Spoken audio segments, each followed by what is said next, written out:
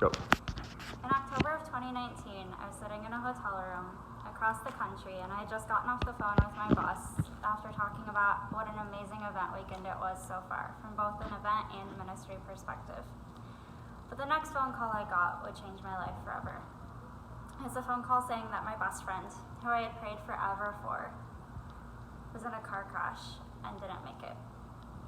My adventure buddy, the person I did everything with, was gone.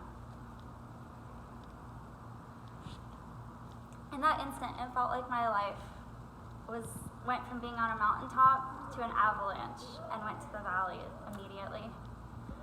After calling my mom, I also called the worship leader that I was with that weekend, Mia. And I literally went into her hotel room and cried for several hours that night. Just sat with her, cried, prayed, and just sat with someone so I wasn't by myself.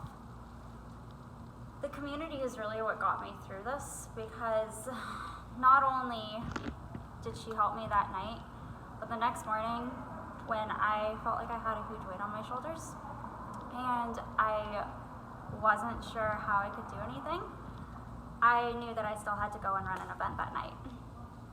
And the team that I was with came around me and surrounded me, and even though they were speakers and comedians and worship leaders, they helped me run that event. And it's only with them that I did that. When I went in that night to hear Mia's original music, the lyrics from her song Press In hit harder than they ever had before. I will press in, I will press on, I will never lose hope. You are my strength, you are my song, you will never let go.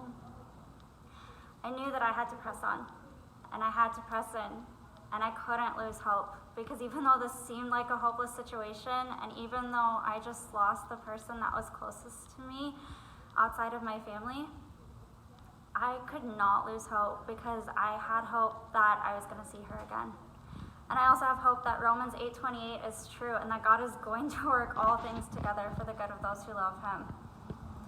Which is why, even though I still have my really hard days, and even though not a day goes by where I don't miss my best friends, I know that God is taking this situation and he's using it for good. And I really believe that Cookies and Cocoa is one of those ways that he's using this situation and using it for good, because it is impacting schools across the valley. It's bringing together people. It's bringing that community to people's lives. So come join our community. Come press in, press on, and never lose hope with us.